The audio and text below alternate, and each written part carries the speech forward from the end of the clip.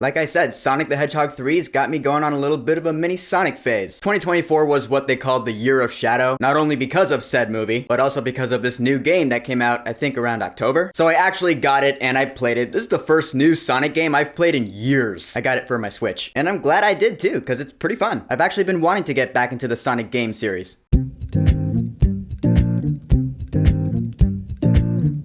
Sonic Shadow Generations. So this is actually a double bundle of two games in one. One game which came out about 10 years ago, and a new one that kind of expands on it, kind of like Super Mario 3D World plus Bowser's Fury. Yeah, this is just like that. We have Sonic Generations, which came out about 10 years ago, and now we have Shadow Generations, which is the new expansion, which is pretty much one whole game in and of itself. The story of this goes, it's Sonic's birthday, and everyone's celebrating, but then this big Time Eater comes out of nowhere and swallows up all of Sonic's friends, and I guess the entire Sonic timeline. So now Sonic has to team up with the past version of himself, and they have to save the day. Meanwhile, Shadow the Hedgehog is dealing with his own version of the story, because he also finds himself dealing with the Time Eater in his own past, his timeline. And so here we go, two stories that celebrate the history of these two characters. And like I said, I had a lot of fun playing this game, because bear in mind, this is the first new title in the Sonic franchise I have played since Shadow the Hedgehog in 2005. So it's been about 20 years, because I heard the Sonic games really fell off, starting with Sonic 06, so I fell off the franchise, but I wanted to get back into it. Luckily, these games are pretty good. So the way the game works, I'm gonna start with Sonic Generations and go from there. I'm probably gonna alternate between the two. But in both games, you have this white space. That's what they call it. It's this kind of open world-ish type feeling. It's how you get from level to level. And each of these levels in both Sonic and Shadow Generations, they are levels from previous Sonic games from over the years. And so yeah, there are ones that I recognized, ones that I didn't. I mean, example, Sonic Generations, you start off at Green Hill Zone. Everyone knows Green Hill Zone. But then later on, you have Seaside Hill. I was like, oh my god, that's the first level from Sonic Heroes, and the same music is there too. I love that. Da da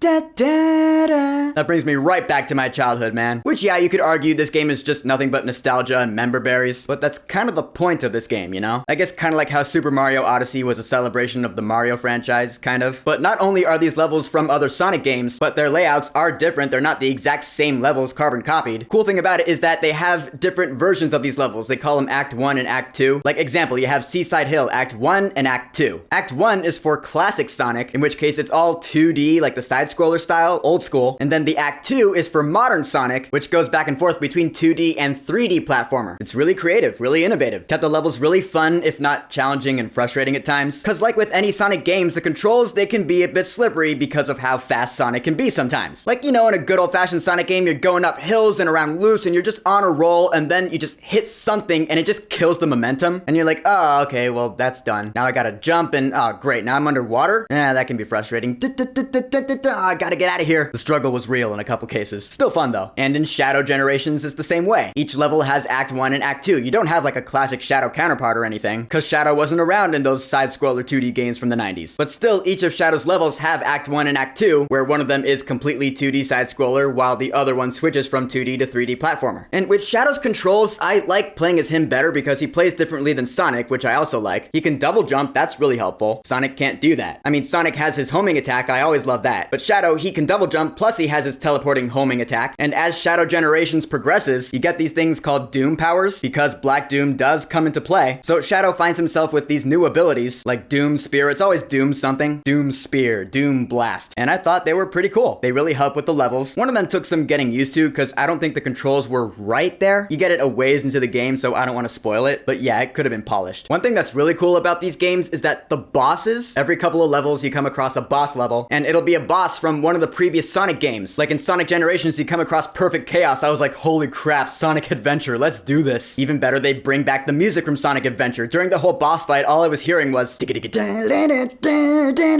was like, yeah, open your heart. All right, I am in mode right now. That was fun. Although in terms of audio, this game is not exactly aces. And by that, I mean the voice acting could have been better. That Chaos Emerald and I have a date with a monster.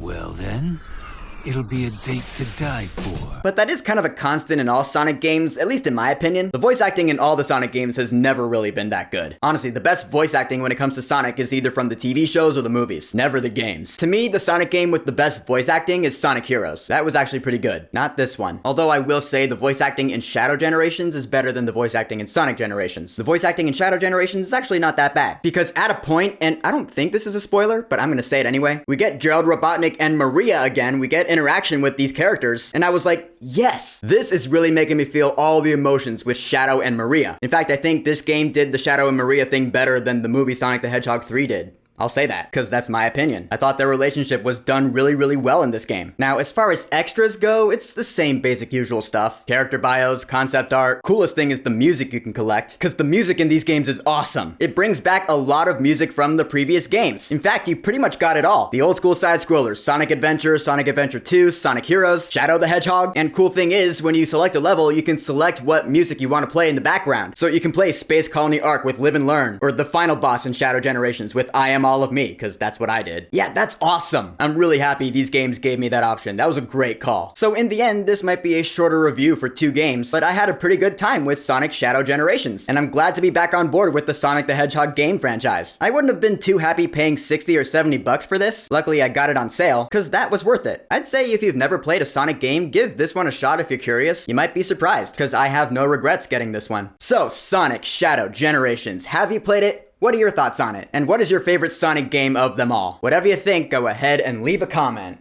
And of course, thank you for subscribing. Now, if you'll excuse me, the Golden Globes are tonight. Here's hoping Wicked Part 1 wins something. Peace!